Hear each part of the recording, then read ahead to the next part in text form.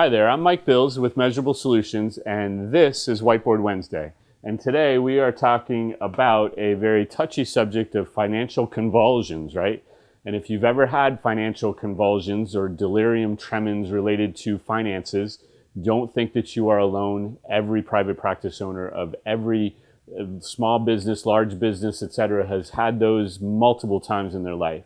But there's really some simple things to get in play, and your DTs and your tremors related to financial issues will start to be much less. And it really just comes down to you've got to get control over an area that you just aren't really putting much attention on, or the right amount of attention on. So it's really some simple actions. And I'll tell you, there were many a day early on in my private practice years where the small business loan that I had been used up and was gone. And now we were down to having to really live on a day-to-day basis based on our own cash flow. And we didn't really have good processes in place. And so we learned some hard lessons. And there were many a times where I was sleepless nights. And again, that's where some of this gray hair came from early on. And unfortunately, you can't go back in time. But if I can help you to keep from getting all this gray hair and losing it, I will have a huge win.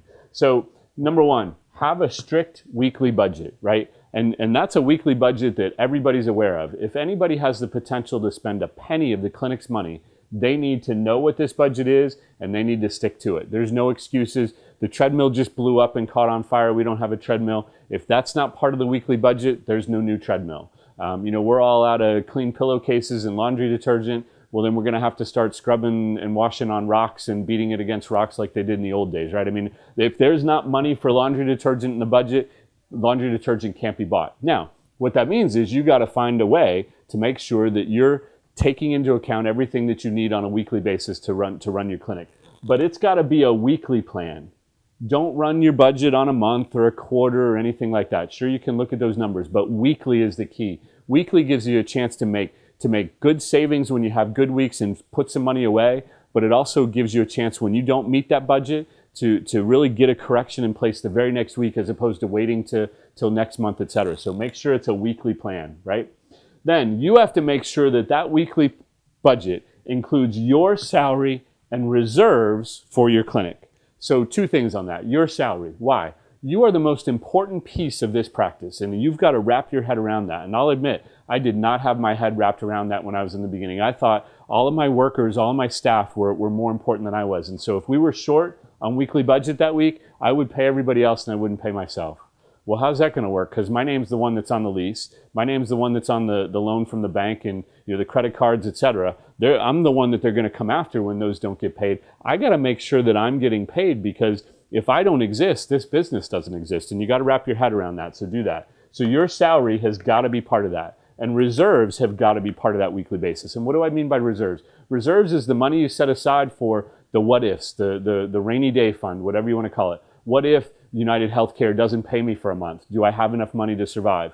Basically, reserves are the oh crap fund that you never want to touch, but it's there in case you need to. And you don't touch it because you didn't meet your weekly budget. You only touch it when a major catastrophe happens. A hurricane comes through, snow comes through, closes the office for a week, or whatever it might be, but that's what the reserves are for. And you got to have those, and they need to be part of that weekly budget.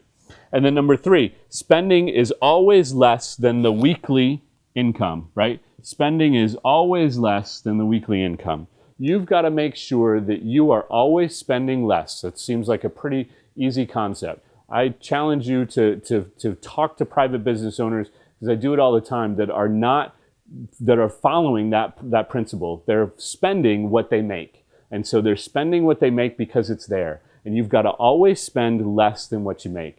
Make sure that you are always striving to make more, but always make sure that that weekly budget is strict and that it spends less than it makes. And when you do, you're going to notice that your convulsions related to your finances are starting to calm down. And ideally, your hair doesn't get gray and you don't feel old and worn down by your business. But you got to get these in. A weekly budget, your salary and reserves part of that, and then make sure that spending is less than what you're bringing in. And if you do that, you'll always be on top. You will always feel relaxed. You will always feel like those convulsions are not under control.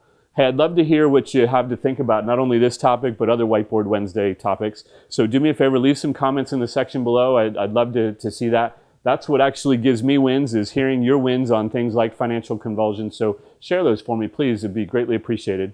And I look forward to seeing you for next Wednesday's Whiteboard Wednesday. Great. Have a good day. Take care.